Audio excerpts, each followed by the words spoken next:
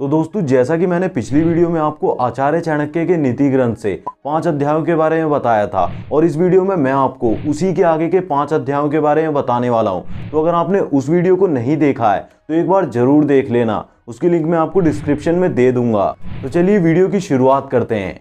आचार्य चाणक्य के अनुसार व्यक्ति को अपने पूरे जीवन काल में शास्त्र इत्यादि का अध्ययन जरूर करना चाहिए। यद्यपि वो ऐसा नहीं करता है तो उसका पूरा जीवन व्यर्थ जा सकता है, क्योंकि अगर आपने एक ही जीवन मिला है और आपने उसमें भी शास्त्र इत्यादि का अध्ययन नहीं किया, अपनी संस्कृति के बारे में, अपने धर्म के बारे में नहीं जाना, तो आपका पूरा जीवन व्यर्थ जा सकता है। चाणक्य का कहना है कि होनी के अनुसार मनुष्य की बुद्धि वैसी हो जाती है और वो वैसे ही कर्म करने लगता है। मनुष्य अपने स्वार्थ में आकर भले बुरे तक का ज्ञान भूल जाता है। मुक्ति और बंधन उसके कर्मों पर ही आधारित होते हैं। वह जैसे कर्म करता है वैसे ही फल भोगता है। चाणक्य के अनुसार राजा के कर्मों का फल प्रजा को, पत्नी के कर्मों का फल पति को और माता पिता के कर्मों का फल संतान को भोगना पड़ता है। और चाणक्य ने कुछ समस्याओं का समाधान भी सुझाया है, जैसे लोभी को धन देकर, मूर्ख के साथ उसके समान व्यवहार करके और विद्वान के साथ मधुर व्यवहार से सबको वश में किया जा सकता है। व्यक्ति को अनेक कारणों से धन हानि होने पर पीड़ा होती है और उसका मन और मस्तिष्क नियंत्रित भी नहीं रहता, लेकिन चाणक्य के मत से हमें ऐसी बातें किसी को भी नहीं बतानी चाहिए, क्योंकि इससे सिर्फ हम पर जग हंसता ही है और हमारी कोई मदद भी नहीं करता। इसी तरह से लेन देन के व्यवहार में संकोच करने वाले लोगों को कभी भी लाभ की प्राप्ति नहीं होती और हमें ज्ञान और गुण ग्रहण करने में कभी भी संकोच नहीं करना चाहिए। वैसे तो संतोष सबसे बड़ा धन है, लेकिन कुछ ऐसी ही बातें हैं जिस काम में हमें कभी भी संतोष नहीं करना चाहिए, जैसे कि शिक्षा ग्रहण करने में और ईश्वर की आराधना करने में हमें कभी भी संतोष नहीं करना चाहिए। आचार्य चाणक्य के अनुसार जहाँ दो व्यक्ति बात कर रहे हो उनके बीच से कभी भी नहीं गुजरना चाहिए। जहाँ ब्राह्मण अग्निहोत्र कर रहा हो वहाँ से नहीं गुजरना चाहिए और हल या फिर बैल के बीच से कभी भी नहीं गुजरना चाहिए। इससे आपको काफ़ी हानि हो सकती है। और पति पत्नी के बीच से तो कभी भी नहीं गुजरना चाहिए। और अग्नि, ब्राह्मण, कन्या, गाय, गुरु और वृद्ध और बच्चों को पैर से कभी भी नहीं छूना चाहिए। चाणक्य के अनुसार हमेशा व्यक्ति को समय देखकर परिस्थिति के हिसाब से कोई फैसला करना चाहिए। जैसे कि अगर राजा या शत्रु शक्तिशाली है तो उसे चतुराई से अनुकूल करना चाहिए, जबकि कमजोर राजा या फिर शत्रु को भयभीत करके वश में किया जा सकता है। अध्याय 7 आचार्य चाणक्य ने अलग अलग श्रेणी के लोगों के प्रति कुछ महत्वपूर्ण बातें कही हैं, जैसे कि उदाहरण, नीच श्रेणी के लोग सिर्फ धन अर्जित करना चाहते हैं, उन्हें मान सम्मान की कोई परवाह नहीं होती। मध्यम श्रेणी के लोग धन अर्जित तो करना चाहते हैं लेकिन उन्हें मान सम्मान भी चाहिए होता है। लेकिन उच्च श्रेणी के लोग जो श्रेष्ठ जन होते हैं उनके लिए धन से ज्यादा मान सम्मान महत्वपूर्ण होता है। तो आप भी देख सकते हैं कि आप किस श्रेणी में आते हैं। आचार्य चाणक्य ने कहा है कि कोई व्यक्ति जिस तरीके से पैसे कमाता है या फिर जिस तरीके से अपने परिवार का भरण पोषण करता है उसका सीधा प्रभाव उसकी संतान पर पड़ता है। और कहा भी यही गया है कि जैसा अन्न वैसा मन। आचार्य के अनुसार व्यक्ति की भावना और उसके विचारों का बड़ा महत्व होता है। उदाहरण के लिए लकड़ी, पत्थर या फिर किसी धातु की मूर्ति को यदि श्रद्धापूर्वक पूजा जाए तो उससे व्यक्ति की कामनाएं पूरी होती हैं, उसके मनोरथ पूरे होते हैं। अर्थात परमात्मा मूर्ति के रूप में व्यक्ति की मनोकामनाओं को पूर्ण करता है। लेकिन अगर वास्तविकता में देखा जाए तो मूर्ति के अंदर ना ही कोई भगवान होता है और ना ही कोई परमात्मा होता है, बल्कि उसमें सिर्फ व्यक्ति के पवित्र भावनाओं की और उसके विचारों की भूमिका होती है, वही उसका कल्याण करती है। आचार्य चाणक्य के अनुसार मनुष्य का उद्देश्य जन्म मरण के चक्र से मुक्त होना है। जो लोग अपने इस लक्ष्य को प्राप्त करना चाहते हैं उन्हें अपने जीवन के सारे भोगों को विष के भांति त्याग देना चाहिए।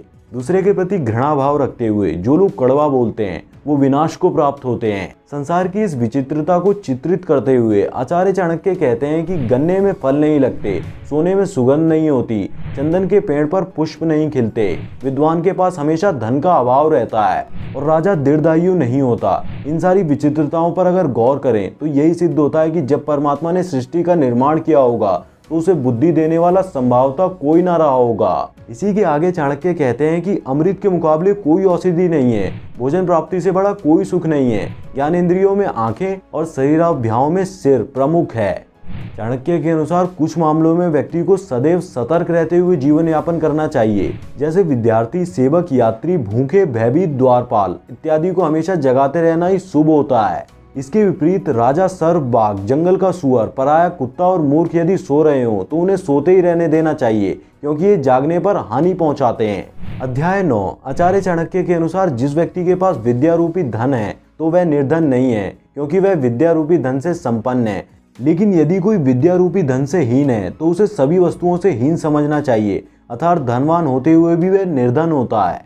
चाणक्य के अनुसार व्यक्ति को दान धर्म में रुचि लेनी चाहिए, जिसपे ना विद्या है और ना ही वो दान धर्म करता है। तो ऐसे व्यक्ति का शास्त्र इत्यादि के अध्ययन से भी कल्याण नहीं हो सकता। लेकिन जो दुष्ट है वो तो दुष्ट ही रहता है। निर्धनता एक अभिशाप है। निर्धन व्यक्ति का सर्वत्र अपमान ही होता है। अतः व्यक्ति को दरिद्रता और निर्धनता दूर करने का प्रयास करना चाहिए। उसे कभी भी रिश्ते नातेदारों के बीच नहीं रहना चाहिए, भले ही वह जंगल में जाकर ही क्यों ना वास कर ले, क्योंकि उनके बीच हमेशा उसे अपमान ही सहना पड़ेगा, उसकी कोई भी इज्जत नहीं करेगा। आचार्य चाणक्य ने बुद्धि को महत्वपूर्ण और बलवान माना है और उनका यह भी कथन है कि संसार को चलाने वाला तो परमात्मा है, तो फिर व्यक्ति अपने जीवन यापन के लिए इतना ज्यादा चिंतित क्यों रहता है। उसे सिर्फ परमात्मा के प्रति समर्पण भाव रखते हुए अपने कर्म करते रहना चाहिए। यही उसके जीवन यापन का एक तरीका है। अध्याय 10। आचार्य चाणक्य के अनुसार व्यक्ति में दानशीलता, मधुर भाषण, सहनशीलता और भले बुरे का ज्ञान, ये ऐसी बातें हैं जो बचपन से ही होती हैं। इसके लिए उसे ज़्यादा प्रयास करने की आवश्यकता नहीं होती, बल्कि समय के साथ उनमें वृद्धि की जा सकती है। इसीलिए व्यक्ति को कभी भी अपने स्वभाव को नहीं त्यागना चाहिए और कभी भी किसी के स्थूल शरीर को देखकर, यानी मोटे शरीर को देखकर यह अनुमान नहीं लगाना चाहिए कि वह शक्तिशाली है।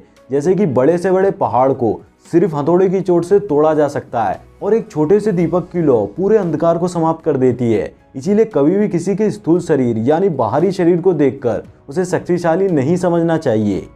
चाणक्य का कथन है कि विद्यार्थी को विद्या प्राप्ति काल में घर का मोह त्याग देना चाहिए। यद्यपि वह ऐसा नहीं करता तो वह विद्या से वंचित रह जाएगा।